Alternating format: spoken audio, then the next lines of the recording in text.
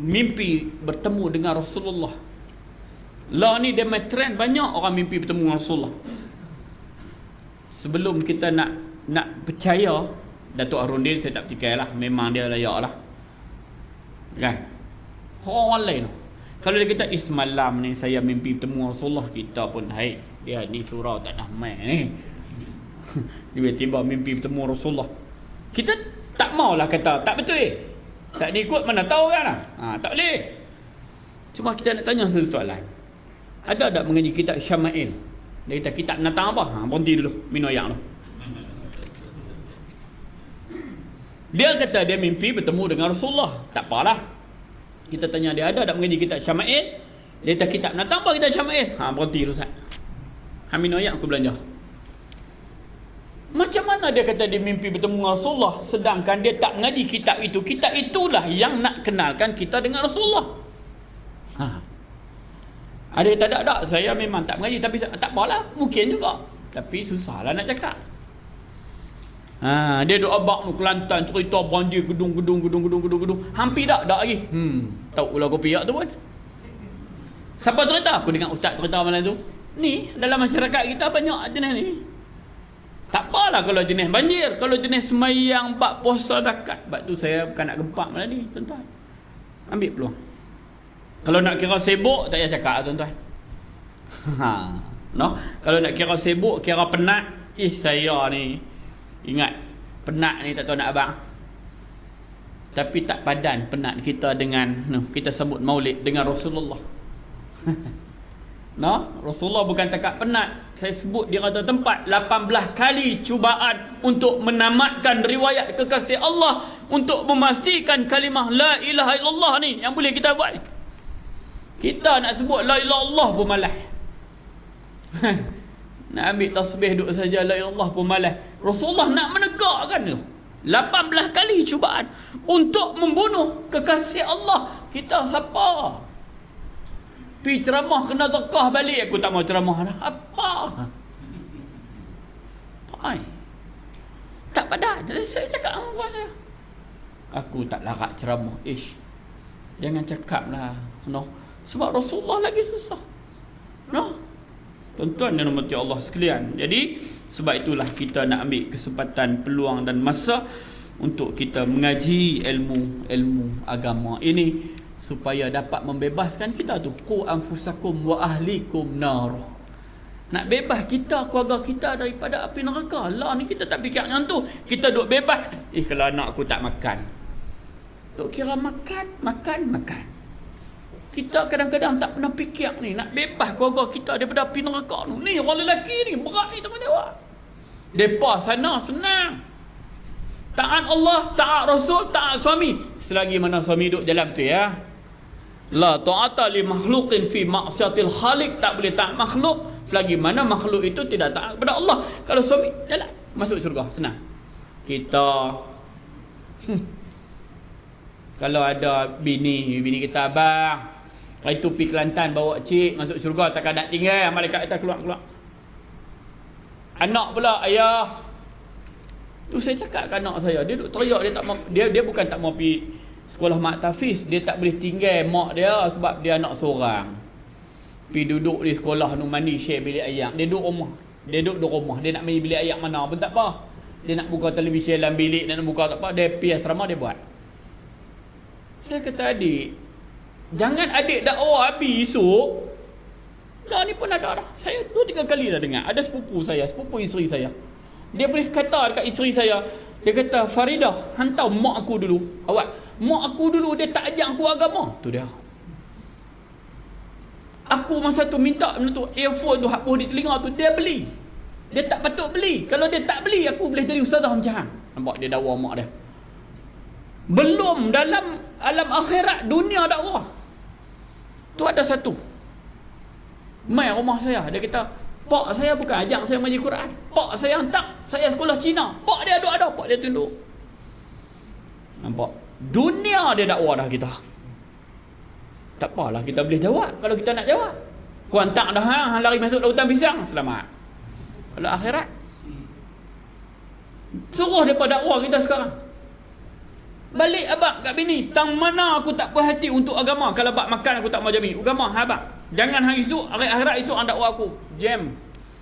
Kita orang lelaki ni, isteri, anak perempuan, mak kita. Dan kalau ada adik perempuan kak kita, tak selesai. Tu yang kata qu anfusakum wa ahlikum nar. Kita tak boleh kata tak apa saya jaga anak pinak saya, sudahlah orang lain habnya pasal ya. Jangan.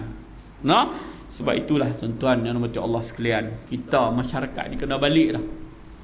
Nah, balik dah kepada hidup bermasyarakat macam dulu. Dulu anak kita satu kampung tolong jaga. Nah, kalau kita pergi mana-mana tengah duk buat benda baik, orang kampung mai telan rokok. Orang telan. Cari mampu tak lagi dia balik report jahanam. Lah ni sebelah pagar satu taman namanya pasal lah. Ada orang kadang-kadang menyesal bila bergaduh suami isteri. Biar pilah dia punya urusan lah, kita jangan duk campur. Tengok-tengok esok keluar sahabat mati dah, Allah menyesal aku tak pergi tolong. Bukan nak gaduh tolong apa. 5 dik ya telefon balai 199 tak kena duit, mai tengok asal. Ni biar pilah tu urusan depa. Tak beriman kita. Selagi mana kita bukan nak selalu nak pergi jaga tepi kain orang, duk pergi selak kain orang, orang marahlah. Siapa duk suruh selak jaga tepi kain orang dah? Kita kena ambil tahu. Bukanlah kita menyebuk sebab ini urusan umat Islam. Lah ni lari daripada sunnah tuan-tuan. Minta maaf lah. Lari lah. Anak aku. Kacau habis. Sedangkan Islam tidak mendidik begitu. Kalau Rasulullah didik begitu, kita jadi apa lah ni? Tak. Kita kena ambil tahu. Sekadar kemampuan kita. Lepas tu selesai. Dia nak kata apa kat kita, tu dia punya pasal. Jangan esok tu. Macam anak kita esok dia dakwah. Saya kata kat anak saya, kalau tak buat lah esok dakwah kita, jenuh kita. Biar kita bercakap, insyaAllah. Baik tuan-tuan, hadis yang keempat boleh faham dah. Siapa yang mengucapkan subhanallah wa bihamdih, sehari 100 kali, Allah akan ampun dosa dia, sekalipun kalau sebanyak buih di lautan. InsyaAllah. Hadis yang kelima,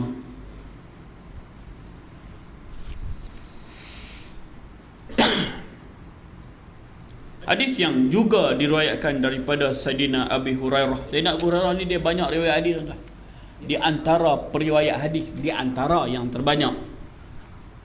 Sampai dia gerun bila dia duduk riwayat hadis banyak ni, dia tahu tentang Rasulullah banyak. Dia bergerun. Orang kapiak bila cucuh dia pula, hang Abu Hurairah, apa hadis Rasulullah? Dia manusia biasa macam kita. Dia buat gitu. Dia putih. Kita tanya Rasulullah ni gena, Rasulullah ni depa duk kata kat saya duk apa hadis Rasulullah banyak ni, depa kita duk hafal apa kan. Kamu manusia biasa macam kami je. Turun ayat Quran menjawab persoalan itu. Wa ma yantiqu 'anil hawa in huwa illa wahyun yuha. Wa ma yantiqu, tidak akan berkata-kata, 'anil hawa, Rasulullah dengan hawa nafsu. In huwa illa wahyun yuha, melainkan apa yang dia kata semua wahyu. Maknanya kamu hafal hadis Rasulullah, semua yang terlibat dengan Rasulullah, percakapan, perbuatan, takrir, semua sifat peribadi ialah wahyu daripada Allah. Dengan bahasa yang mudah, Rasulullah itu ialah Al-Quran yang bergerak. Kita baca Al-Quran, kerak dah duk sebut baca Yasin tiap-tiap malam Jumaat, tak faham makna. Surah Sajadah tiap-tiap pagi Jumaat duk baca, tak faham makna. Surah Al-Insan tak faham makna. Mengaji sirah, itulah Al-Quran yang bergerak kehidupan Nabi. Yang bila Sayyidatina Aisyah radhiyallahu anha ditanya bagaimana akhlak Rasulullah, khuluqul Quran, akhlaknya Al-Quran.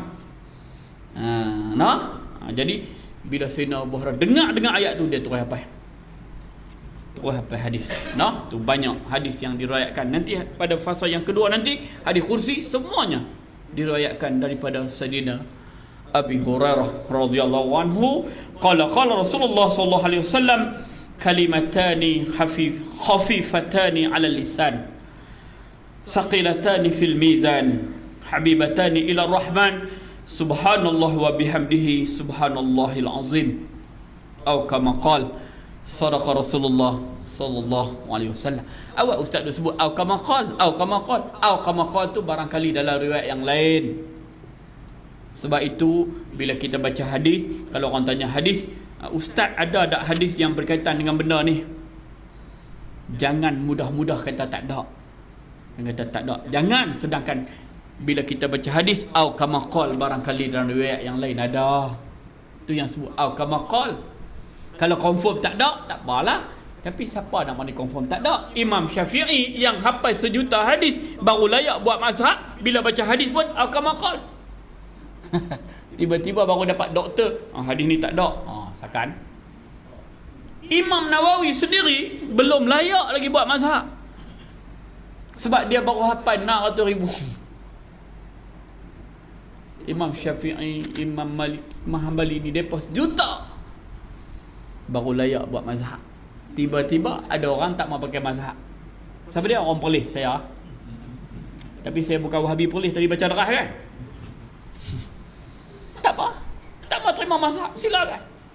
Sebab Imam Syafi'i juga manusia biasa. Tapi banding terapa kita kata, man, hang balik tahun Jumaat ni. Balik. Pak kita siapa? Pun dengar cakap dia. Imam Syafi'i siapa? Yang kita nak tolak? Boleh. Sebab itu saya sebut, orang yang tidak bermazhab ialah memegang satu mazhab yang tidak ada mazhab. Satu mazhab yang tidak ada mazhab adalah satu mazhab. Mazhab apa? Mazhab tak ada mazhab. Mazhab juga. Pening, you know. Maknanya dia pegang satu benda yang tidak ada benda, itulah benda yang. Sebab mazhab-mazhab ini jalan. Betul, orang Perlis dia pegang ahli sunnah wal jamaah. Dia kata pegang hadis yang Quran. Tak mau tolak mazhab. Boleh. Silakan. Dia mazhab ni tuan-tuan. Ni macam kitab Matul Badrai. Kitab yang ditulis Syekh Dr. Fatani, berpegang kepada mazhab Imam Syafi'i. Imam Syafi'i buat elok dah. Ibarat dia kalau kacang tu tunggu nak pulang mulut elok lah. Jadi kalau kita tak mau ambil kacang, hang nak pergi tanam kacang sendiri, lepas tu hang nak rebus pula, lepas tu nak tengok angin ke tak, as you like. Dipersilakan. Nah tu saya pergi majak ada boleh kitab ni bawa payah tuan-tuan, macam-macam, biar-biarlah. Biar-biar. Begitulah sebenarnya dakwah, kalau tak ada cabaran. Tok guru saya kata, kalau pergi ceramah semua orang setuju. Semua orang setuju. Tak betul. Saya ceramah tak pernah orang kata apa, semua betul. Tak betul. Ibarat isteri kita, macam mana bini hang? Bini aku okey, tak pernah kata apa, kena bawa pergi cek. Tak pernah aku tidur mangkit, tidur lewat pun dia tak kata apa-apa, bagus. Kena pergi cek. Orang perempuan lagi tak habis 25,000 patah perkataan dia tak berhenti sehari. Bagi dia per habis. Orang lelaki ni takat 8,000 tu tanya. Tak mau kasih. Tanyalah. Hang ni masak sedap, dah habis. Makan orang lain kot, dah lagi. Pak hang ni kau tanya jawab sepatah-patah, dia takat 8,000 Depa 25,000. Tu yang kadang-kadang tidur dah tu. Apa anu mangkit pino apa tu pintu pagar tak tutup lagi, pintu tutup lah lagi, pencuri masuk mampus ke sembelih kita. Tu nak habis 25,000. Jangan marah, Jangan marah. Dia habis. Jadi malam ni baru tahu ustaz ni. Depa terang nak habis 25,000 tu. Kalau bini kita cakap 6,000 kena pergi cek, mesti ada masalah. Baik tuan-tuan. Cuma kalau boleh kak 25,000 tu masuk ni sekali. Masuk ni kita nak baca. Jadi 25,000, 5,000 kalimah ni. Sayyidina Abu Hurairah meriwayatkan, katanya Rasulullah SAW, dua perkataan yang ringan di lidah. Ganti 25,000 ni, ganti ni. Cantik balik ya. Apa dia? Kalimatani khafifatani ala lisan, ringan aja. Tapi kalau tak kena gaya tak boleh sebut.